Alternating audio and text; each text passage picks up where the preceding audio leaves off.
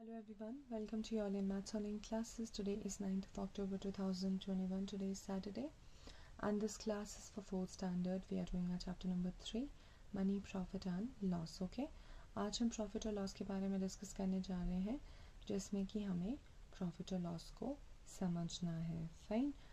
So a shopkeeper buy and sell things to earn their livelihood.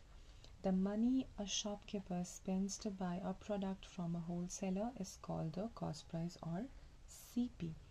Okay. When he sells this product to a customer at a certain price, it is called the selling price or SP. Fine. अब इस चीज़ का क्या मतलब है, मैं यहाँ पे example लेके आपको समझा रही हूँ. एक शॉपकीपर है, उसने एक चीज़ ख़रीदी होलसेलर से 5 रुपये की, ठीक है, और जो वो 5 रुपये है उसे हम कॉस्ट प्राइस कहते हैं, ठीक है. फिर उसने क्या किया, एक कस्टमर को वो चीज़ बेची 6 रुपीज़ में, उस पैसे को हम सेलिंग प्राइस कहते हैं, ठीक है. ये तो था कॉस्ट प्राइस और सेलिंग प्राइस. अब जो है हम प्रॉफिट और लॉस समझने की कोशिश करेंगे. ये जो एग्जांपल यहाँ पे हमने लिया था जिसमें कि शॉपकीपर ने कस्टमर को जो चीज़ बेची थी 6 रुपीज़ में, वो क्या थी, सेलिंग प्राइस, ठीक है. सेलिंग प्राइस यहाँ पे 6 रुपीज़ है और कॉस्ट प्राइस यहाँ पे 5 रुपीज़ है, ठीक है. अब यहाँ पे देख पा रहे हैं कि जो सेलिंग प्राइस है वो कॉस्ट प्राइस से ज़्यादा है, ठीक है. When the selling price is more than the cost price, the shopkeeper earns a profit or gain, ठीक है.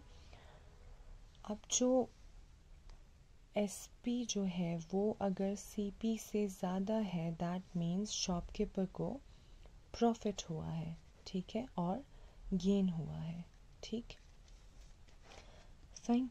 इसी तरीके से अगर when the selling price is less than the cost price, the shopkeeper incurs a loss. अब इस चीज़ का क्या मतलब है, ये तो हो गया सेलिंग प्राइस और कॉस्ट प्राइस. यहाँ पे मैंने एग्जांपल लिया था, इससे आपको क्लियर हो गया होगा. अगर यहाँ पे जो कॉस्ट प्राइस है वो सेलिंग प्राइस से अगर ज़्यादा होता, अगर कॉस्ट प्राइस यहाँ पे 6 होता और सेलिंग प्राइस यहाँ पे 5 होता, तो क्या हुआ होता, कॉस्ट प्राइस वो अगर ज़्यादा है सेलिंग प्राइस से तो लॉस हुआ होता शॉपकीपर का. यही चीज़ समझाने की कोशिश कर रहे हैं. जब आप प्रॉफिट निकालेंगे, जब आपको प्रॉफिट निकालना होगा तो आप सेलिंग प्राइस में से कॉस्ट प्राइस माइनस करेंगे, तो जाके आपको आपका प्रॉफिट मिलेगा. यहाँ पे सपोज़ आप देखेंगे सेलिंग प्राइस आपका 6 रुपीज़ है, कॉस्ट प्राइस आपका 5 रुपीज़ है, तो आपको इसमें से इसे माइनस करना है, तो 1 रुपये यहाँ पे प्रॉफिट आ गया है किसको, शॉपकीपर को, ठीक है. इसी तरह अगर आप लॉस की बात करें, आपको पता चला कॉस्ट प्राइस अगर ज़्यादा हो CP से, तो उस चीज़ का फॉर्मूला क्या होता है, लॉस अगर आपको निकालना हो तो आप CP माइनस SP करेंगे, ठीक है. CP इज इक्वल्स टू 6 यहाँ पे हमने लिया हुआ है, और cost price is 5, that is equals to 1, यानी 1 रुपये का लॉस हुआ है यहाँ पे, और यहाँ पे 1 रुपये का प्रॉफिट हुआ है, ठीक है. आगे और एग्जांपल्स आएंगे जिससे कि आपको और ज़्यादा अच्छे से क्लियर होगा, ठीक है. ओके, यहाँ पे एग्जांपल दिया हुआ है आपके बुक में.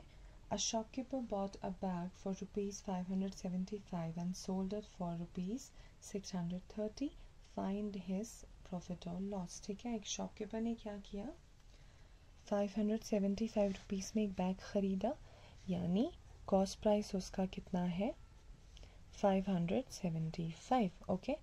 अब उसने क्या किया, सोल्ड इट फॉर 630.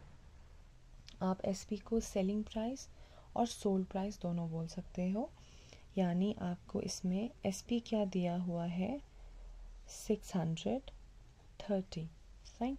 आपको क्या करना है, या प्रॉफिट निकालना है या लॉस निकालना है. आपको पता कैसे चलेगा कि प्रॉफिट कैसे निकालना है, लॉस कैसे निकालना है, आप यहाँ पे कंपेयर करेंगे SP और CP को. SP की वैल्यू जो है वो कितनी है, 630, और CP की वैल्यू 575.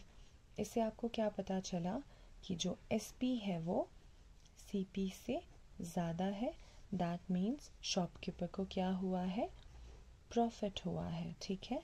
तो आप प्रॉफिट का फॉर्मूला लगाओगे, profit equals to S P minus C P, that is equals to S P की वैल्यू कितनी है 630 एंड सी पी की वैल्यू कितनी है -575, ओके 575। आप जब इन दोनों को माइनस करोगे that is equals to ₹55, fine.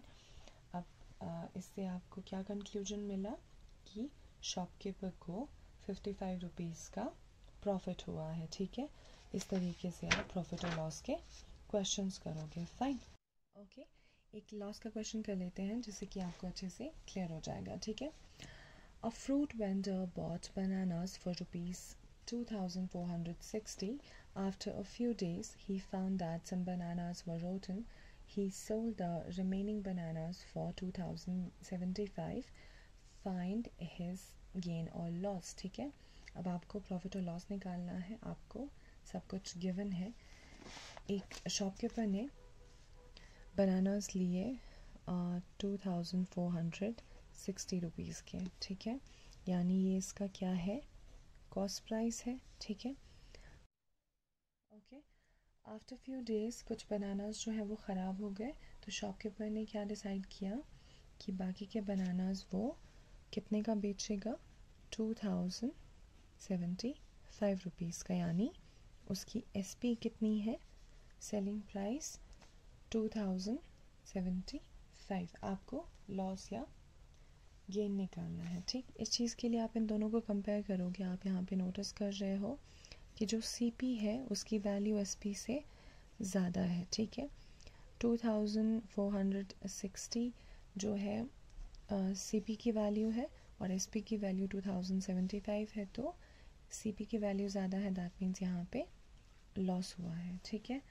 तो हम लॉस का फॉर्मूला लगाएंगे, loss equals to CP minus SP. CP की वैल्यू 2460 है और एसपी की वैल्यू 2075 है। इन दोनों को माइनस करेंगे और हमें हमारी वैल्यू मिलेगी 385। दैट मीन्स लॉस हुआ है शॉपकीपर को कितने रुपीज़ का, 385 रुपीज़ का, ठीक है। सो स्टूडेंट्स, आपके 3.3 में आपको लॉस और प्रॉफिट के क्वेश्चंस करने हैं। आपको सीपी और एसपी की वैल्यूज़ गिवन होंगी, आपको कंपेयर करना है पहले कि लॉस हुआ है कि प्रॉफिट हुआ है। वो चीज़ जब आप फाइंड आउट करेंगे तो आप फॉर्मूला लगाएंगे। अगर आपको प्रॉफिट अगर हुआ हो तो आप एसपी में से सीपी माइनस करेंगे, अगर आपको लॉस हुआ है तो आप सीपी में से एसपी माइनस करेंगे, फाइन। ओके, सो आज की क्लास में हम इतना ही रखते हैं। इंशाल्लाह नेक्स्ट क्लास में मिलेंगे। Till then take care of yourselves. अल्लाह हाफिज़।